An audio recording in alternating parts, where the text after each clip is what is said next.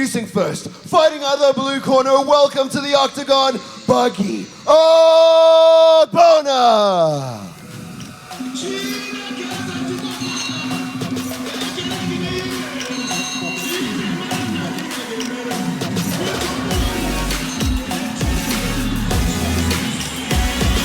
So, Buggie's not the smallest man on the planet.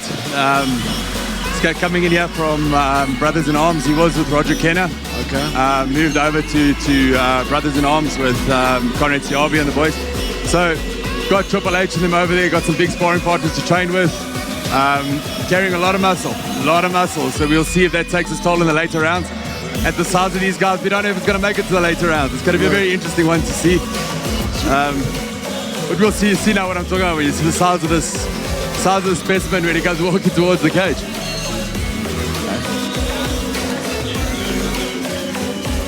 Look, we all know Africans are genetically built differently, so this guy is absolutely massive.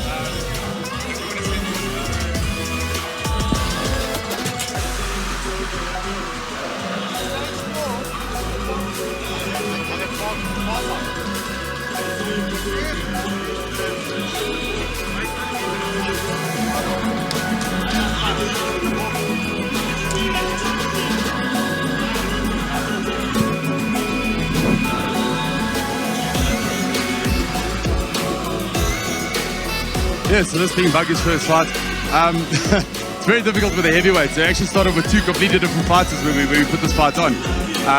The one fighter got hurt in a rugby game. The other one was in a car accident. Oh, wow. So we replaced the first guy, then replaced the second. So it ended up being like two completely different fighters coming to the cage that we originally matched up for this fight. But matchmaking isn't an easy job, I know that. Especially not with heavyweights and light heavies. It's just that they're few and far between. Not everyone's carrying that weight these days. And his opponent, fighting out of the red corner, welcome to the octagon, JJ Robberts. So JJ took this fight on 2 weeks' notice. He'd been prepping for a while. He was actually supposed to fight at a grassroots tournament, and opponent pulled out. The next opponent pulled out, as it happened with the heavyweights. And 2 weeks ago, Buggie's opponent fell out, gave them a call, and they jumped at it. So he said to me this morning he's been on camp for a significant amount of time. So nothing wrong in that. It's always a good place to be, camp. So it's hard to think about. Just look at the team that's walking out with him. Great team. JP's doing great things at us at Tinkerbell there. He's got a really good team. You know when they're on the card, it's going to be a good show. It's the first time we've had their big boys on the card, so it's a completely different fight style, it's a completely different fight game, so we'll see how this one goes. We know that Jiu-Jitsu is going to be of the highest level.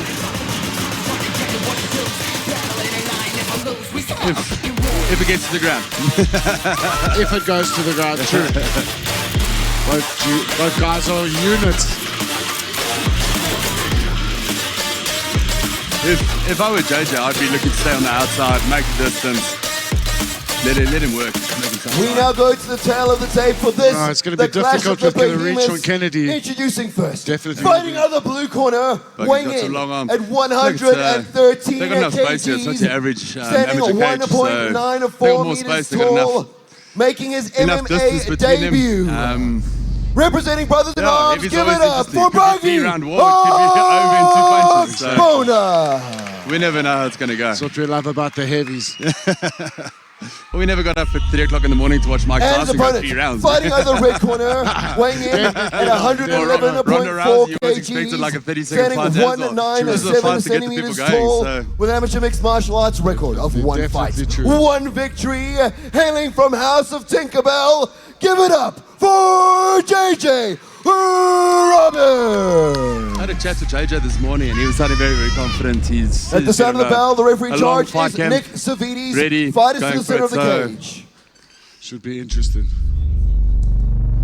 Looks like he's here for business. Defend yourselves at all times. 100%. So Buggie started off with rugby. I was saying pre-COVID he only played rugby, and then during COVID they all did their. Here we go. Everybody couldn't train in the gym, so everybody came to his house. All his friends started training together, and they said to me, you need to pick up a bit of size to be one of the boys. So he did. So let's see if the body can carry that extra weight. Definitely. Look, if he carries it well, bro. Not easy carrying that much weight. But to tell you what, like I say, if he does carry that well, it's going to be interesting to watch. Big low kicks.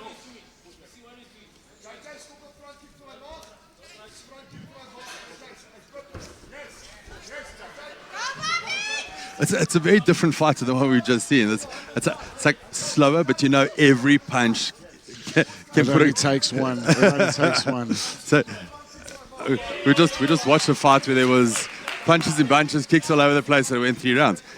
If they land one of those shots that they land in their last fight, there could be sleepy time.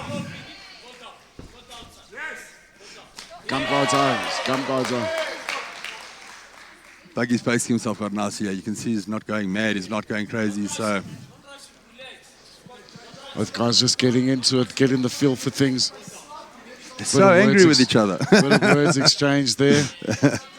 So it's like a completely different tempo to the last fight. The last fight, the guys were, I mean, they did their thing, and they were still smiling at each other during the fight. And these two, are just no love lost at all. See, they're setting each other up for the big one. The Hail Mary. Oh, Kennedy landing 2 shots there.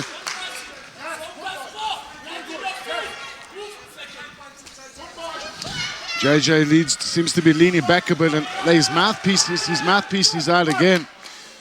Seems to be a bit of a problem for him. But with the new rule sets, if that comes out 3-4 times and it's deemed to be on purpose, he can be disqualified from it. I believe so. I do believe that's true. That's why you got to get the molded gum guards these days. JJ's got to keep his hands up. It's not going to take a lot of those those punches up top to actually.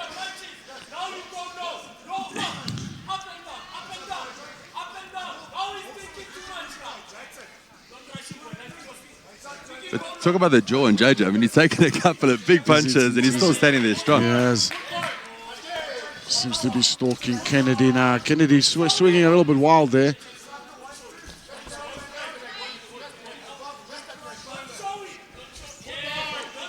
Nice little leg stomp there, mixing it up.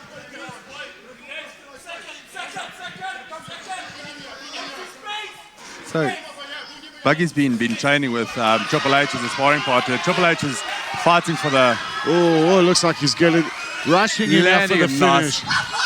Oh, Buggie's all over him at the moment. All over him at the moment.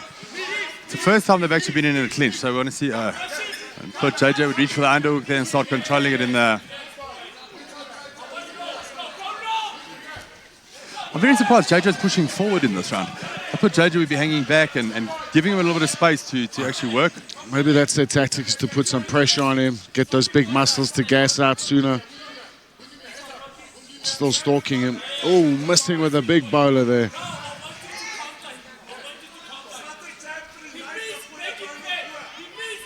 This guy's a little bit static at the moment. So I say it's a very, very different fight to the last fight, because you're not looking at a significant combo to finish a fight. You're looking at one big punch to finish a fight. So yeah. Both fighters have to hang back. Both fighters have to show the groin respect. There. Low blow, knee to the groin. The clappers have gone, so it's a couple of seconds to go. Couple of seconds. One to the... But he does the get 5. jewelry isn't always nice. He does get 5 minutes though.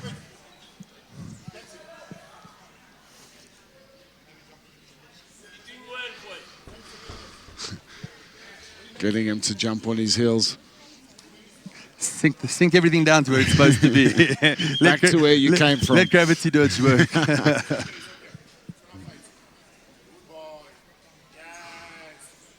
Few seconds left. So this is always interesting to me, because now they're going to say fight, and then you've got about 3 or 4 seconds. Do you engage? Do you stay off? Well, it's 5 seconds left on the clock. So JJ stalking.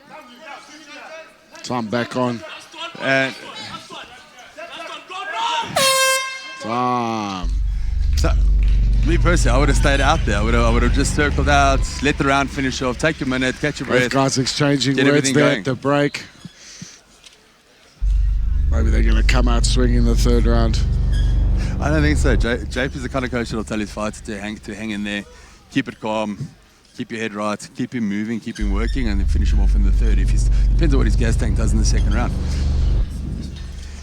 Over to you, Lou.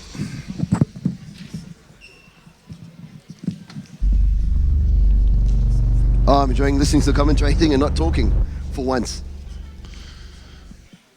So, crazy first round.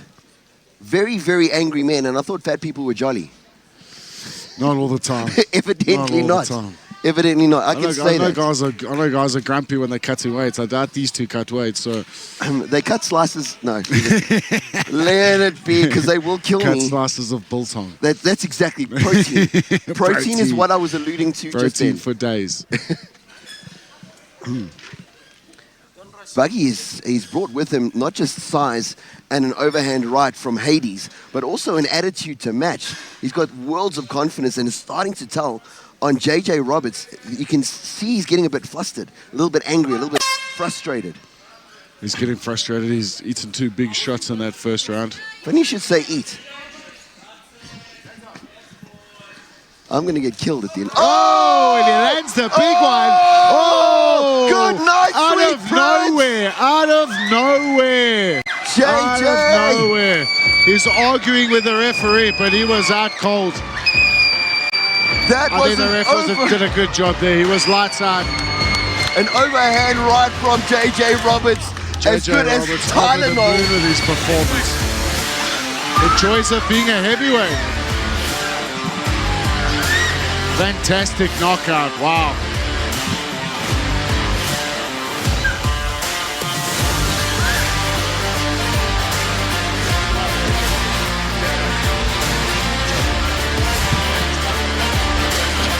Loading up, boom, hits him with the overhand right on the chin, lights out, lights out. That's what I was saying the whole first round is it takes that one big punch. If we watch the replay here, just on the button, he goes down. Perfectly timed.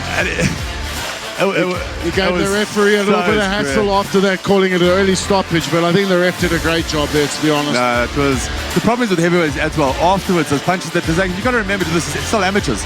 Even though these don't all look like amateurs. While they're fighting at this level, your first rule there as a ref is to look after their health. You want longevity in the sport for them and you want them to last. Definitely. At a pro, yes, there's purses, there's win bonuses, all of that involved. But at amateurs, you're looking for longevity. You want to keep the fighters healthy.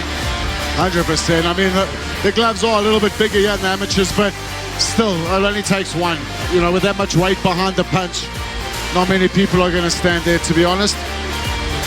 And JJ did take quite a few in the first round. He did eat a few and he stood through it. There was a couple of times when he was being rushed that I thought he was in a bit of trouble. And kudos to him, but he took a lot of big punches.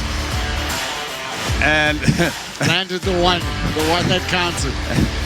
You can see Buggie's in that disbelief, that frustrated point, that especially as a heavyweight, you've never lost a fight before. I mean, you're at that, you're the big guy in the gym.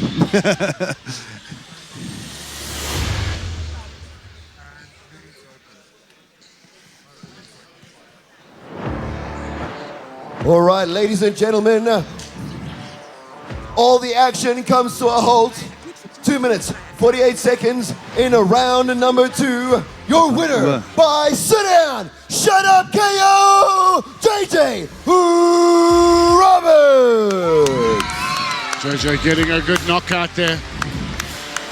They pushed JJ up to 2-0 in the heavyweight division. It does very, very slim pickings in the heavyweight division at the moment, pool-wise. So a fighter coming in at 2-0 at heavyweight is definitely in the running, in contention for something. We'll have to see where it goes from there, but yeah, well done. Congratulations to him for absorbing all the pressure in the first round. And definitely only takes one. Big shot. He's going to be over the moon. You can see his corners ecstatic with that victory. And you called it. You said JP was going to tell it to come out and bang, and I said, no, come down and slow it down. So great having you with us. At least one of us is talking sense. For now. I haven't had any beers yet.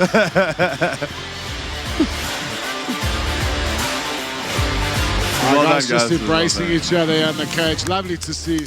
Great Good sportsmanship to finish it off.